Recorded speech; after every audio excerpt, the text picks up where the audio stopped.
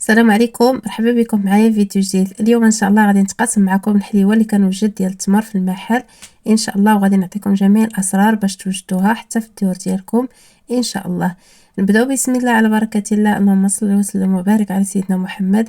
اليوم ان شاء الله غادي نوريكم الاسرار اللي هما زوينين بزاف وسهله في التحضير ديالها. بالنسبه اللي غادي يوجدها اول مره غادي تجيه ناجحه 100% وغادي تعجبوا النتيجه ان شاء الله. كما شفتوا معايا درت رابعه ديال الزبده، ودرت عليها كاس ديال السكر سنيده، كاس ماشي صغير كاس كبير، وغادي ندير عليها كاس ديال الزيت وواحد القبيصه ديال الملحه، وغادي نطحنهم في هاد الطحانه وجوج شاصيات ديال النكهه ديال الفاني. بغيتو ديروا نكهه الزهر حتى هي مرحبا كتجي زوينه، حيت انا نكهه الزهر انا غادي نوريكم فين غادي نديرها من بعد ان شاء الله.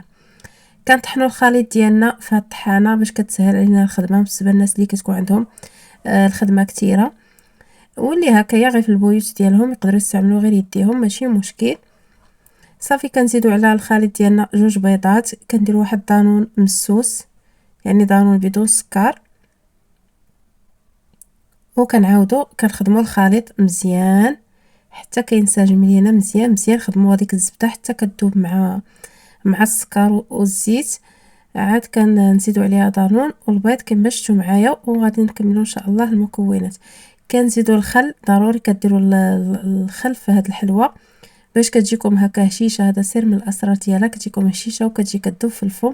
انا درت هنايا تقريبا 3 المعالق صغار، وإلا عندكم المعلقه كبيره ديروا 2 معالق، هادو كيكفيو الغرض ان شاء الله. صافي ها نتوما كتشوفوا معايا الخليط ديالي ولا رطيطب وما كتبان فيه لا سنيده لا حتى شي حاجه، المكونات كاملين انسجموا مع بعضياتهم، سمحوا لي. صافي دابا غادي نديرو هكايا في شي قصريه اللي غنكملوا فيها العجينه. والدقيقه البنات ما ديروش دقيق بزاف بحال اللي كديروا الصابلي، كتخليو العجينه كتبقى فتيه شي شويه بحال الشكل ديال الصابلي، زيد عليها شي شويه. انا غادي نوريكم العبار بالضبط. هاد المقادير اللي درت دابا انايا كيهزوا ليا تقريبا كيلو قل ربع ديال الفورس، وانتم عينكم ميزانكم على حسب. بعض المرات كيكون الطحين هكا كيتشرب، الطحين ما كيتشربش، يعني خليو العجينه تكون هكا فتيه وما ديروش. راه هاد العجينه ما كتكونش فيها الخميره، باش تقولوا انا ما كتجيكم الخميره، راه ما فيهاش خميره نهائيا. كتجي باش كتجينا هكا العجينه فتيه، راه درنا لها دانون ودرنا لها الخل، كتجي كدوب في الفم وكتجي غزاله رائعه. هاد حليوه ديال التمر ان شاء الله. كما شفتوا معايا البنات غادي ندير الدقيق الفورس اللي كنكون عندي مغربل طبيعه الحال، وكنجمعوا الخليط ديالنا غير هكا بالصبيعات ديالنا حتى كيتجمع لينا وكتولي عندنا العجينه هكا رطيبه نقدروا نخدموا بها ان شاء الله. كما كتشوفوا معايا بهذا الشكل هكا بحال الشكل ديال الصابلي.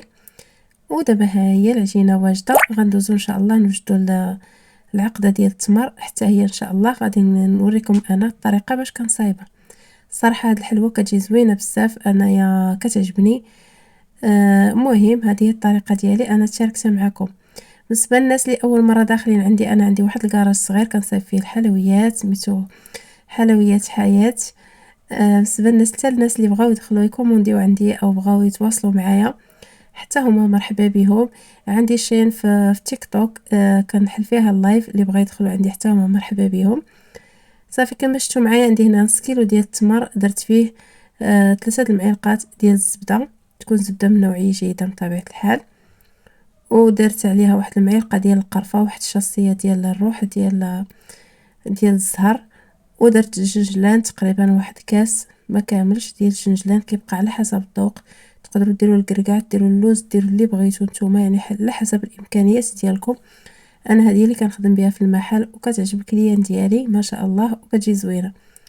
صافي كورت التميرات ديالي، العجينه هي واجده وهانيه وجدت بهذاك الطابع كما شفتوا معايا. هي الحليوه ديالي الكميه اللي خرجات ما شاء الله اللهم بارك. ودابا غادي نديرها طيب بحال اللي كنطيبوا الحليوه عاديه، كنشعلوا عليها من التحت حتى كطيب، وكنعاودوا نحمروها شويه من الفوق وصافي. بالنسبه للسكر كلاصي اللي كنخدم بها هو وريتو ليكم، نتمنى ان شاء الله حتى هو تخدموا به كيجي زوين.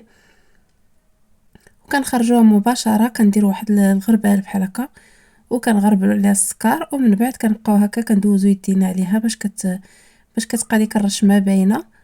وها نتوما كيف كتجي كتذوب في الفم، كتجي زوينه بنينه وبصحتكم وراحتكم. كنتمنى ان شاء الله نكون كنفيدكم، والى فيديو جديد ان شاء الله.